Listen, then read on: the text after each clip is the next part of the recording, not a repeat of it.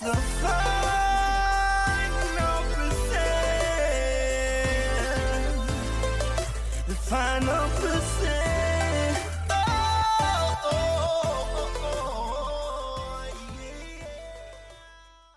All right. We are going to have a special guest today on the Final Percent podcast. Quite frankly, this person has become one of my best friends. She's been a huge advocate for the final percent. She really gets it. And when you get people who get your visions, you just hang out with them as much as possible. And she is a visionary. She's an incredible wife, incredible friend. And we were just on a call kind of talking about, she's a partner in a company that we launched called TFP Life.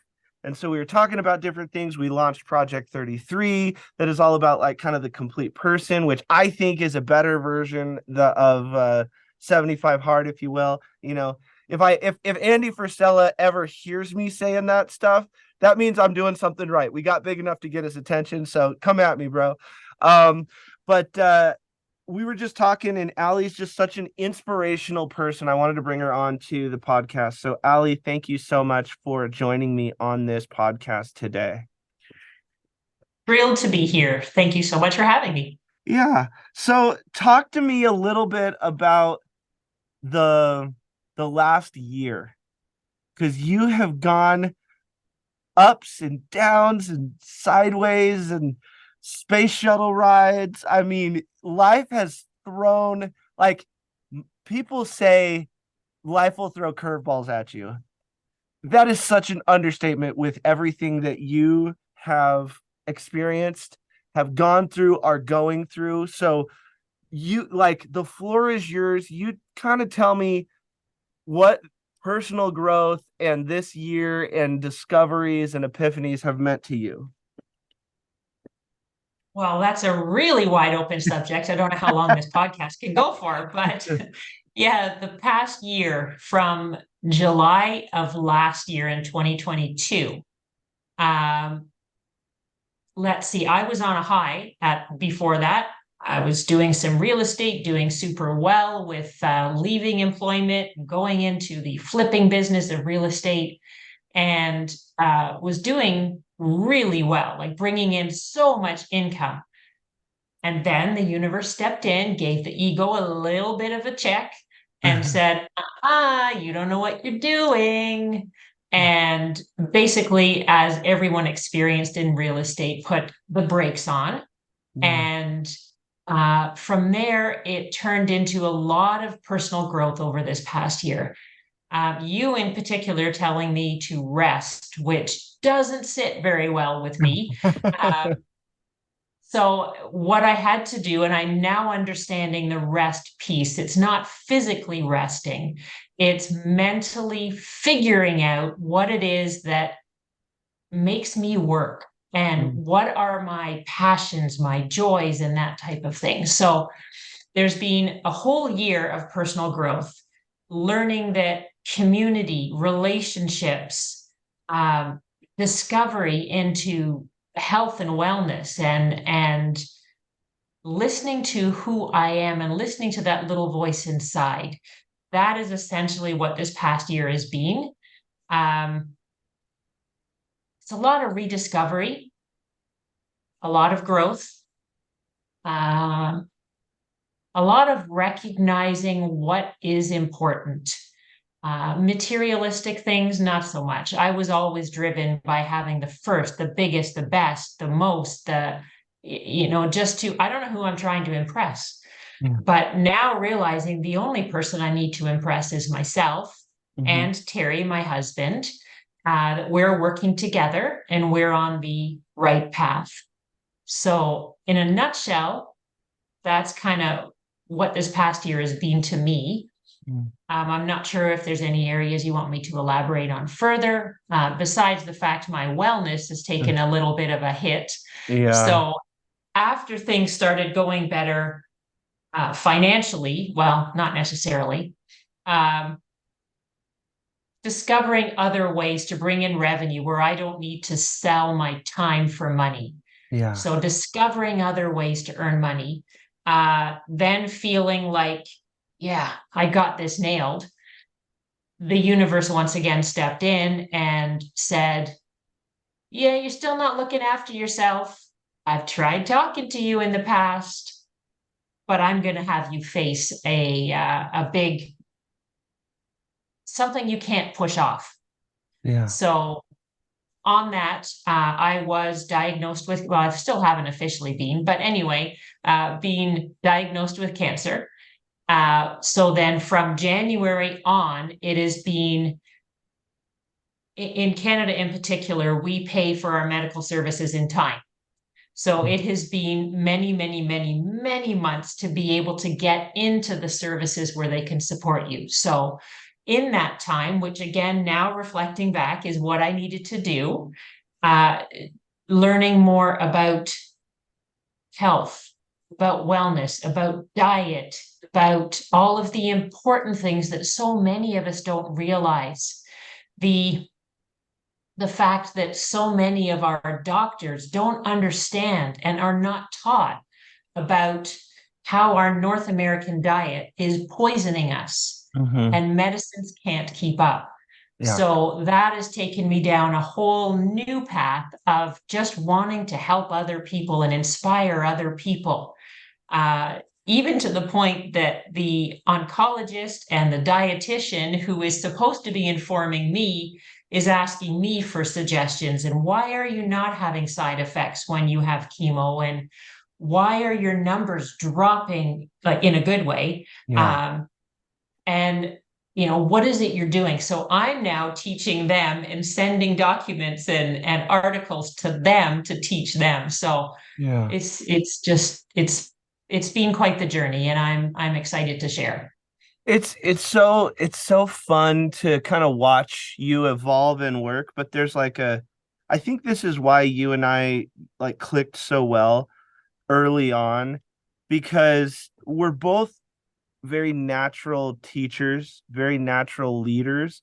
And, from me starting college, and I mean, how long were you a math teacher? 27 years. 27 years.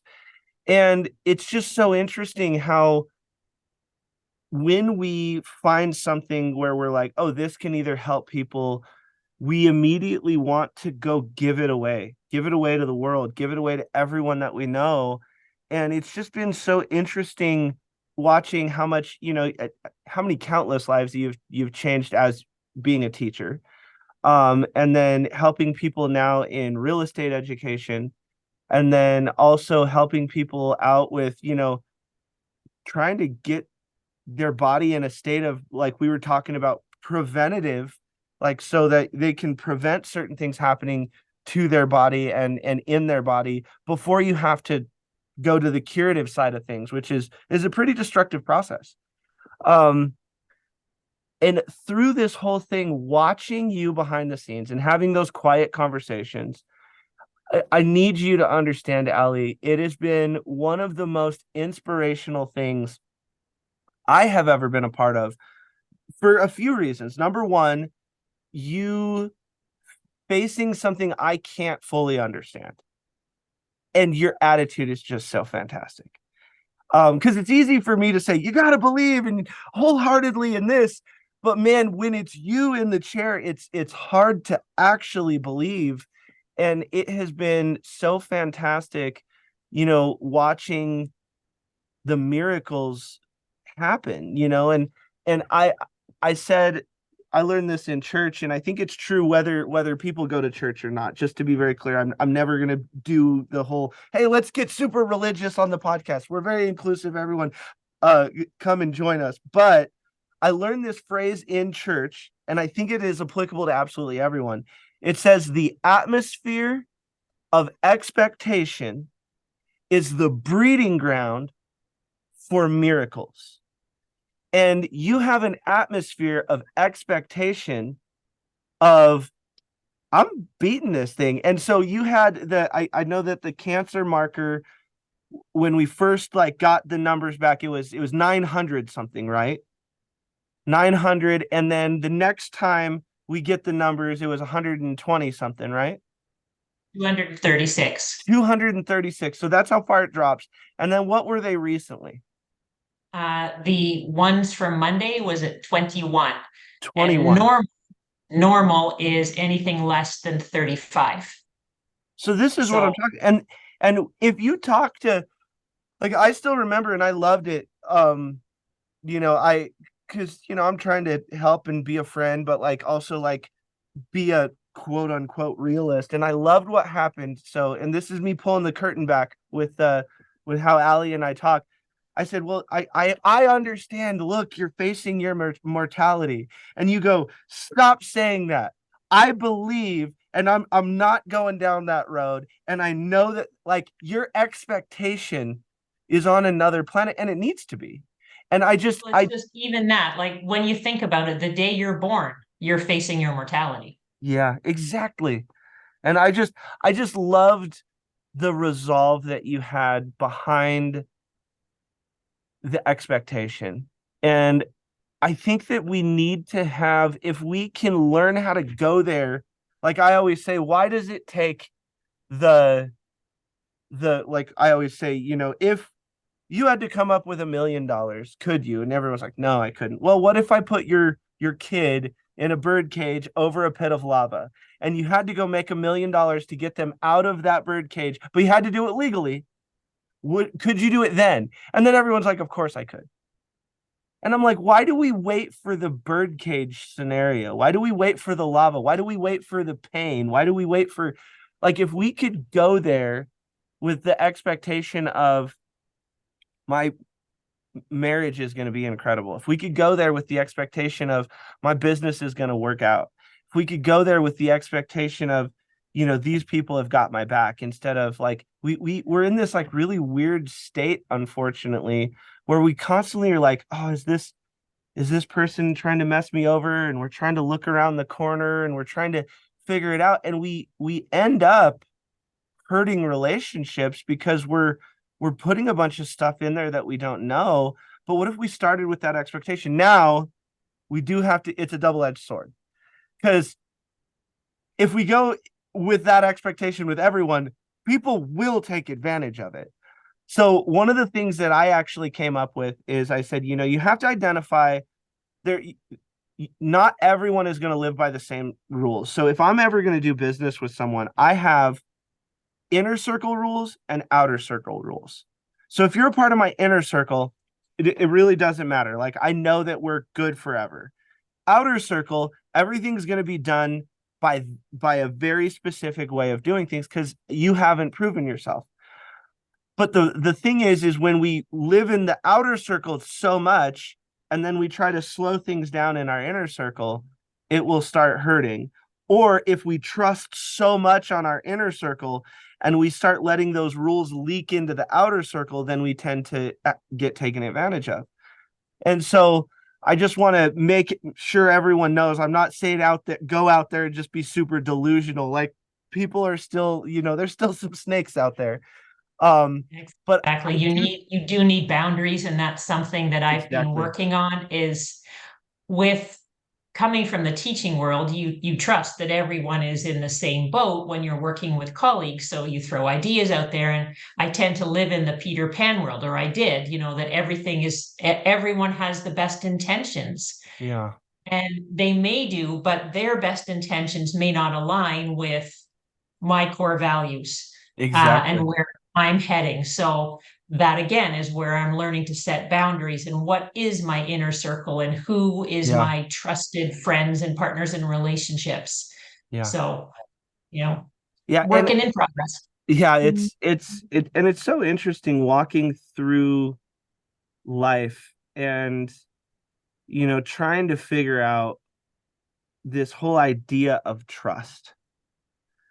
And I can't remember where I heard this, but I've used it so many times. And I love the phrase that says, trust is nothing more than giving someone the power to hurt you. And that's why we need to pay attention to that. And when we get into the phrase, do you trust yourself? You've got to ask yourself, okay, well, if you say, do you trust yourself? who's doing the trusting and who's needing the trust. It's this weird vicious circle. And then you're asking yourself, can you give yourself the power to hurt yourself?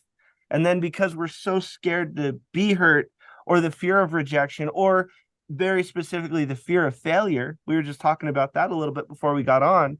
A lot of people have the fear of failure, so they won't even try. But man, not trying is so much scarier to me than failing. And I think we need to be in an action bias. And that's why I love working with you, because in a lot of ways, you're even more action biased than I am. Hey, where are we at with this? What are you thinking about this? Hey, I had this idea. I've got these notes. What if we did this? What if we did this? And I love it. I really do. Because it's like having another brain that cares, that's making things better. And a lot of people they don't see it through that lens. They see it as attacks. And Mhm. I Mhm. think that that's the difference of, our community and the final percent. We're all still human, but for the most part, anytime ideas get thrown around, we really are looking at it from a place of insight. And oh, that's an interesting way of looking at it. Or this, like we had Eric Counts, he's a really good friend of mine. He posted in our group. I posted a Jim Rohn video, and he like gave us a dissertation on why he basically disagrees with the video. And I'm really glad that we have a community where he felt comfortable sharing his view of that. And for the most part, I actually agree with everything he said. But what I was trying to get at was more, become someone of value. That's the big thing, is a lot of people show up to places and say, what am I getting from this place? Or what have you done for me lately? Or how much, like, we need to show up with the place of, who am I becoming here? And if you like who you're becoming, and that's why, like, I love other perspectives. I love people feeling like they can share their thoughts. Now, if it's something super negative, you should never do negative stuff in a public forum. Go talk to that person privately, because you want to keep the community together, not create division. Um, but there's a lot of communities out there. If you raise your hand and say, oh, I disagree with this, that, and the other, or have you looked at it this way, or have you looked at this article, all of a sudden they're going to be mad that you're trying to post anything. And I just, those are scary communities for me. Yeah, And they are. And it can get very divisive. So even just having the bravery yourself when you're in that situation and you're faced with the you're with me or against me, it's my race, or you can go off by yourself, and just asking for deeper understanding, or yeah, asking for, well, where is this coming from? And being brave enough to face that and realize that there are alternatives to the exactly. left or the right. And I don't mean political, but to the both sides of whatever it is they're putting together. But I also just wanted to quickly go back to the trusting yourself. And that's where I'm really liking the Project 33 that we've just recently launched in Hmm. a early testing. That when you say to yourself, yeah, I'm going to work out, I'm going to get on a health and wellness plan, I'm going to read books, and then you just shoot yourself in the foot. Like, how can you trust yourself to get better and become better if you can't trust yourself to follow through on your own actions to get better? So, Exactly. that app is certainly helping with the validation, tracking, accountability that Yeah. people are lacking. Well, and a lot of people, they make promises to themselves all the time, and then they don't follow through, and they're lying to themselves. And Mhm. so I think that that's one of the things, they second guess themselves. They don't want to do it. They don't this, that, and the other. And then we look up and we go, oh, well, I like, and that's why they actually don't trust other people, is because they actually let themselves down, and they think other people are doing the same thing they do. And when you can rate, and all we're really doing as a community is raising awareness. You just want to be aware that certain things are going on. Um, so with this last year, give me your top three favorite books and why. Uh, One of them would be Outwitting the Devil. Such a good book. That's definitely in my top five favorite books of all time. Yeah, it's oh, there's so many points that come out of that book. It's actually the only book I've ever read that I've summarized into book notes so Mm. I can reflect back on them. Along the similar vein is Portal to Genius. Yeah, with Garrett Gunderson Oh, cool. and Leslie Household Handholder. So they wrote that one.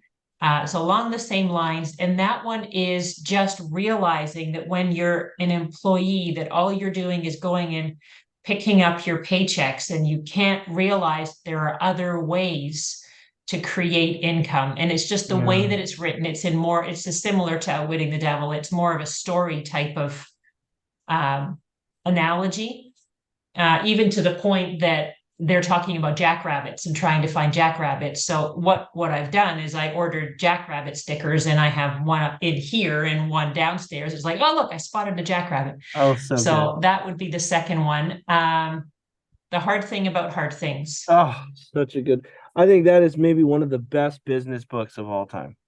Yeah, I agree. I Yeah. agree. So that one is fantastic. And it was helping when I did have the flipping business up and running, and we had multiple projects on the go, and we had some employees, and there were some hard decisions that I needed to make. And I Yeah. believe you recommended that book to me. And Yep. it was just they just put it out there, and they give you the action steps as to why it's happened and what you can do to rectify and to move Mm. forward. All right. So if you had one thing to tell yourself a year ago, what would you tell Allie? Wow. Just one thing, huh? You're like, I got a couple notes on this year. I would say that uh, learn to recognize what is important, Mm, and health and wellness takes priority over anything. And I know everything people else. have said it before, is that you can be rich, but if your health is not good, you'll wish for health. And people on their deathbed will say, "Oh, I just wish that I could have had more time." Um, you have to be ready to receive that message. So if people can hear me, I can take this as a wig, I can take it off, and you can see the real and raw. I had a chemo session yesterday, but because of everything I've been doing and the wellness and area, I feel great. I can be on here and I just feel great. I'm slightly tired, but you know, you don't want to go down this route to realize what's important. If you're listening to this, your health is crucially important. Yeah. Look up anti-inflammatory, realize what is going on with the diet, and start taking action. Yeah. Yeah. And I think that goes right along those lines. Is making sure that you're making your mental health a priority as well. Mm. And getting out of the shame modes and the shoulda, coulda, woulda modes and the worry modes and the stress modes. Because just again, I'm pulling back the curtain, guys. Full disclosure, I mean, Allie and I talk very candidly. She's one of my very best friends. I love her with all of my heart. Um, and I have one of my very, very close friends here staying with me with his kid, and I was telling her it is just so nice to hang out with one of my friends as a dad and not the business partner, and go play with our kids, and go to Target and buy a bunch of toys. And I mean, we were doing stomp rockets, and we bought a slip and slide, and all of these things. And Allie immediately just told me, she's like, I knew that you needed that. I knew that you were on the edge of, thinking you needed to be on all the time and all things to all people. And it's just, I think that making sure that your mental health is a priority, your physical health is a priority, because, at the end of the day, the only thing that we should be focused on making is memories. And memories are way cooler if you're healthy. Like, let's be honest. And I love getting on the phone with Allie. Like last time, I can't remember. We just obviously with what she's going through, I call her all the time and she'll text me and this, that, and the other. And I remember one of the last times that we called, she was just literally telling Terry, "Hey, I just want a little bit more time with Greg." And then I called. Like Allie and I have this like weird connection, and it happens Yep. so often. It's Yeah. crazy. Um, and it was just interesting because she's just like, yeah, I want to get closer to Colorado. I want to like hang out like more. And then I was telling her, if you do have to go through this surgery, like you better believe I'm flying up there and I'm going to be there for you and for Terry. And then, we've got some really good friends of ours that are fellow coaches as well. And Craig and Meredith, they're like, how can we get closer and do more things? Like we always say it, cool things with cool people, but it's just making memories with people who care about you, that you can trust. And that's why I started this podcast off with, you know Ali it, Ali gets the vision of the final percent. It's no longer, it's like, and that's what, when you find those people where it's not like my vision anymore, like the final percent is straight up both of our vision again. Like she gets it and she makes us better by asking questions and making suggestions and going through the process and being a part of retreats, and I mean playing full out. And that's the kind of community that you want to be a part of and you want to create memories with. And Ali and I, when she unfortunately got the news of cancer, one of the things that made me know she was going to win and know that we were going to get this thing licked was, man, I did not just find you to be like, hey, let's, man, that was a good run. No, like we have so much cool things to do together and we know it. It's something we know. And there's memories, and I've just become so close to Terry, your husband. I mean, this guy also, for anyone who comes to one of our events or even just meets Terry in passing, get a hug from this guy. He literally gives the best hugs ever. Like no one is gonna beat this dude at hugs. Um, and so it's just make memories and really focus on putting those in the bank. And I too was very, status driven, realistically. Like I've had the $200,000 car. I've had multiple different $200,000 cars. Now I drive a Jeep. Like that's the thing that's important to me. Why? Because that's way more me than any supercar.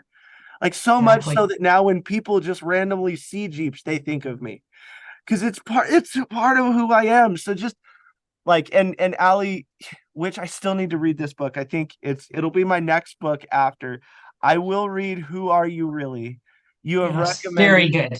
you have recommended it multiple times. But because more than I think you realize, you've actually inspired a new series that I'm going to come up out with, and I'm going to let everyone know about it right now. I am going to do a whole series that is going to be comprised of 10 episodes, similar to the Homeless Millionaire podcast. Um, but it's going to have 10 episodes, and the series is going to be called Who Am I Really?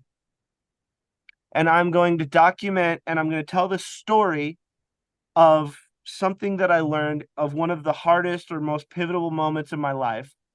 And then you're going to hear the story, and then I'm going to write a song about it. And then I'm going to release it in a full series. Um, because that's one of the things that I've learned, you know, needing to slow down myself, needing to get rest myself. And then having you go, man, this book, Who Am I Really? Or Who Are You Really? That was when it sparked. I was just like, man, you know, who am I really? Like, and I shared this at the Wyoming retreat. There's so often I actually want to quit because I don't think I'm making a big enough impact, or I'm scared, or I want people to be okay, or like there's just so many things that happen inside my soul that like I need friends like you and friends like Roland who's staying with me now, and friends like Eileen and friends like Craig and Meredith and Dale and Marla. I mean, we've got some incredible people that are with us, and that's really what it's all about. And that's why I had this idea of who am I really? Like, I always tell people, if you think, I'm Superman or everything's fine, it's just like, man, if you really knew what was going on inside my brain and how hard I fight to be this person that other people can lean on. And now I finally have a bunch of incredible people that I can lean on, and it feels pretty nice. And that's what community is all about. And that's what we're fighting for. We're just trying to Exactly. equip people and help people and love on people, and then be able to be there for people when they go through things, and Yeah. I you will have to say, when I introduce the Final Percent community to other people, it's like, hey, there's a really great community and we've got lots of people involved, and they're like, what are they going to sell me? Nothing. It's just a literally supportive community. You just sign in and comment and get just inspired just and come surround hang yourself out. with amazing people. Yeah, come So hang out, and yeah, in our Facebook groups, on the podcast. Yeah, I mean, it's really about equipping people to go find that exponential part of life. And that's what it's all about. And that's what we've watched you do. Like, watching you and your mental acuity and your attitude and the way that you are researching, like, it's hard to say that something like this, we talk about everything happens for a reason, but like I told you when we first started talking about this, I can't help but think that there are people who are going to get this diagnosis out there that are not as strong as you. And they're going to need to lean on you, and they're going to need your research, and they're going to need your story of knowing that you made it through, and hearing the story of the numbers dropping, and going the final percent in caring for yourself in your yeah, recovery. yeah, Um, but so many people, they don't go the final percent. They're like 70% is good enough. And your story is just so powerful and so valid. It's going to be fun to watch people experience you the way that I feel so blessed, because I mean, I got, like, in front of the scenes, behind the scenes, and the side of the scenes, the tears, the happy. We've been to Canada together, we've been through the States together, we've been to Costa Rica together. I mean, we've done a lot of things in this year, and yeah, we're yeah, just getting started. exactly. Exactly. So it is being quite the journey. All good. Oh, good. All good. Yeah. And there are silver linings behind it, like even me going down the path of the universe and the energy and being connected to everyone, to nature. And um, when I say questioning my faith, it's questioning prior beliefs in spiritual beings and Yeah. God. And so it's been a journey. Yeah. And um yeah, so it certainly has, but definitely making memories. And if I can shout out a plug to Craig and Meredith with their Road of Life coaching, Yeah. fantastic. Like we're in the first group to go through to help work out the kinks. And for Terry and I, we're on week 2, and we're talking and discussing in ways that we haven't before. So when they're ready, feel free to, definitely highly recommend you jump in with them. They're Oh, yeah. great. Yeah. Yeah, and yeah, I just did another series with them that talks about, being a beginner at the beginning and allowing yourself to Mhm. do so. And we just took an adventure, and we talked about it, and um we're at the right place at the right time. There's some foundational things happening in this group right now that I think is going to be foundational for the personal growth industry for generations to come. I really believe that, because the integrity is there, the meaning is there, the experience is there, the heart is there, the tenacity, the perseverance, the stories, the evidence. There's just so much. and we're documenting it, we're experiencing it, and we're supporting. And that's what it's all about. So, and for anyone out there, just to shout out Craig and Meredith one more time, how long have you and Terry been married? 33 years. It's a great number, by the way. They've been together for 33 years, and they do have a beautiful marriage. And watching how much they care about each other is like literally on another level. Like these two people love each other, but the reason, like by all accounts, for the most part, everyone would say, "Oh, well, you guys have made it. You guys are good." But look at what they're doing. Their peers, their fellow people, they're going through another course to experience each other in a new way and experience their relationship, and they're doing the work. And just because they're 33 years into this thing, that they're going to go to the next level and they're going to keep working on it. And that's a testament to this weird thing called growth. And the essence of life is growth. We want to grow in who we are and who we are to each other and with each other. And you're always just a shining example of that and leading the way. You're an incredible teacher, but I think you are such a great teacher because you never stopped being a student. And that's what you, if anyone is just listening to this, please go to my YouTube channel right now, because we're recording this on Zoom. When you see her eyes light up with what I just said, you can know that she is still the consummate student. So anyway, thank you guys so much for joining us on the Final Percent podcast. And thank you so much, Allie. I appreciate you. And I'm sure that we are going to have you on here many, many more times, because you are a staple in this community. So thank you from the bottom of my heart. Thank you. And I love you more. Oh, okay. All right. That's a good ending. Bye, guys. It's the